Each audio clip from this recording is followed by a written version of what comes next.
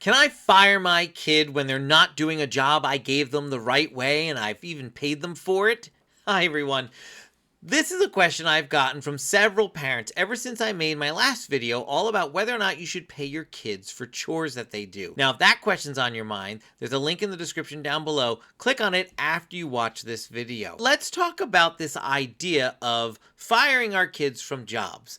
A lot of parents, when they ask this question, genuinely have a good heart in them about this. They're trying to help their child realize they're doing the job the wrong way, they're not taking feedback the right way, that there are consequences when you don't listen to the person who's in charge. But let me suggest that we have a better response instead. And in this video, I'm going to show you what that better response is, as well as 3 ways you can use that better response to help your child move forward. So I want to talk about this whole idea of firing a little bit. And a lot of times parents will say, they could get fired if they don't do a job the right way when they're grown up. I get that, but your child's boss in the future, first of all, is in the future and not in the present. And our kid is still a kid right now. We're working on becoming an adult, right?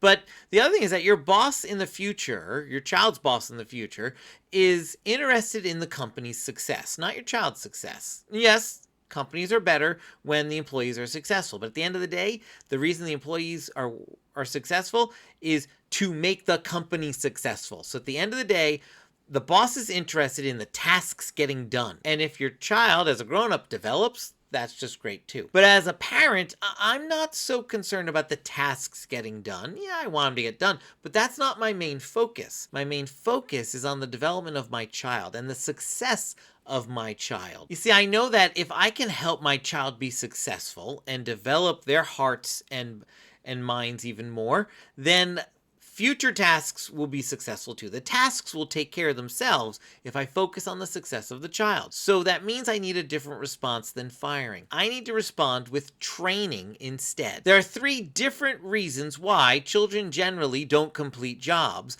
And because of that, there are 3 ways we can respond when our children aren't completing jobs, with this mindset of I'm looking to develop my child's heart, I'm looking to maintain relationship and connect with my child, and I'm looking to grow the success of my child now so that they can continue to be successful in the future. So the first reason why children sometimes don't complete their jobs is because they don't actually know what a complete job looks like. Maybe they don't know what it means when you say clean your room or pick up the toys in the playroom, and they're just putting stuff away, but it's not really orderly or done correctly. Maybe they do half the job when you say take out the garbage, and they don't remember the other part of like relining the garbage can. They don't necessarily always know what a complete job looks like. So what does it mean to say I'm going to have a training mindset in working with my child? Well, if I'm going to have a training mindset in these situations, I'm going to do a couple things. First of all, I'm going to be proactive up front and make sure the job is well defined. I might even make a little list of the 3 or 4 things of what it means when I say clean your room. There might even be a picture of what a clean room looks like. I'm going to make sure that I've spent time up front making sure my child knows how to make a bed or where to put the toys. I might even label with pictures or words some of the shelves in the room with the different names of the toys. I might make sure to have them help me take the garbage out and model for them what it means to come back in and reline the garbage can. But I'm making sure up front that I'm really clear about what a complete job looks like. But I'm also making sure to have my child check back in with me when a job's done, and when I go with them to see how they did, to make sure to praise them specifically for the things that got done right, but also show them what didn't get done right so they can fix that on the spot, especially if it's something small that they can kind of fix right away. Giving them that specific feedback helps them know how to do it the right way in the future as well. The second reason why some children don't complete a job is that the job's just too big for their age or stage. There are times where we give a kid a job, and maybe it's during the job itself we realize, ooh, this seems to be a little bit too hard for them.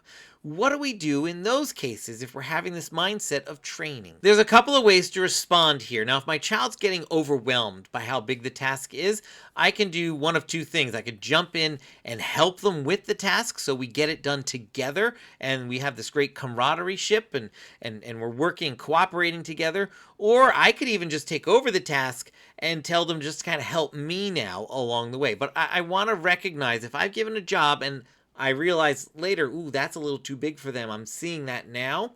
I want to not exasperate them at that point and instead jump in and get the job done together. But if my child isn't overwhelmed by it, just kind of lost in the midst of the largeness of the job, I could jump in and help break that big job down into a couple of smaller tasks. Can I still jump in and help with those tasks? Yeah, that's your decision as a parent. There's lots of good ways to parent here. But I want to break that job down into smaller tasks and recognize if I assign this job again, which I might not want to if it really is too big for my kid, I'm going to make sure to break it down, though, into smaller tasks if I ever do give this to them again in the near future. But hopefully you can see how different that is from firing our children. Instead saying, hey, I'm on your side here. I want to help you be successful here. So I'm going to come alongside you and give you the tools and strategies you need to move forward and be a success no matter what. Now, the third reason why some children don't complete jobs is that sometimes a job we give them requires a greater amount of responsibility than they have developed currently in their heart. And so they're not getting the job done. They're dilly-dallying. They don't seem to realize that they need to do this now. What do we do with the mindset of training in our minds in these situations? When children are showing us that they don't have the level of responsibility needed for a job, we need to increase the responsibility feeling in their heart. So in the immediate moment, we might help them get that job done. We might just stay present in the room so they get that sense of, oh, mom and dad are kind of watching. Make sure I get this job done. That close proximity increases the sense of urgency to complete the job. We might do that in the moment. Can I help them? Yeah, you could help them too. This is your decision here at this point.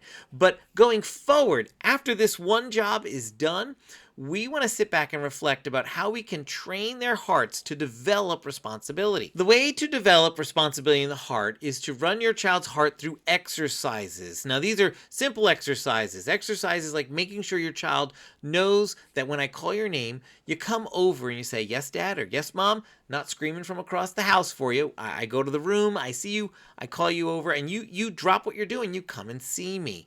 That's an important development in your child's heart of responsibility. We want to make sure that we can give our child a task to do, a smaller one than the one that they were struggling with, and that they go off and do it, and they come back and check in with us, and that we can go back and give them feedback on how they did. So the only way to do that is to actually go through those exercises and let them know, hey, we're going to be working on developing responsibility in your heart, and here's how we're going to do it. And you're going to talk to them about that. And then you're going to give them tasks like go put your shoes away, or hang this coat up, or go make sure the shed is closed. You might also give them tasks like make sure you go get a cookie from the cookie jar and eat it and come back and see me. Now, there could be some good things to go do it as well. The goal is developing responsibility in the context of relationship that increases cooperation in your family's life. What's going to happen when you do this is that you're going to notice that cooperation comes when everyone's willing to change. Your child needs to change their responses to you, but you might need to also change some things about the way you're calling your child, the way you're giving tasks to a kid, and those changes will increase cooperation. Now, if this idea sounds at all interesting to you, you want to grab the free resource that just came up on the screen. It's a link in the description down below. Lots of families have used this tool and have found it to just transform the way family life works now and into the future. Lasting change happens because we're focusing not on the tasks getting done, but on developing our children's hearts, on maintaining a relationship, and building cooperation in family life. Now, if you haven't done so already, go ahead and give this video a thumbs up if you have found it helpful in how you can work with your child and work on training rather than just telling your kid they failed and firing them at that point. Go ahead and give it a thumbs up if you think, yeah, I think this will really help us change the momentum in family life. And if that question about should I pay my kids for chores is still on your mind, go ahead and check out the video I put right here. And if you already saw that video, thank you very much. Go ahead and check out this video that YouTube thinks is the next best video that I've made for you. Thanks so much for watching. I'll see you real soon. Bye, everyone.